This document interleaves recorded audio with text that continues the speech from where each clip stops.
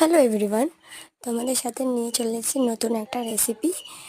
তোমরা সবাই সচরাচর জানো, খুবই কম খরচে খুবই কম উপকরণ দিয়ে চিকেন পকোড়া রেসিপি। তোমরা ফুল ভিডিওটা দেখো, দেখে তোমরা বানাও, বানিয়ে তারপরে আমাকে বলো তোমরা কেমন বানিয়েছো।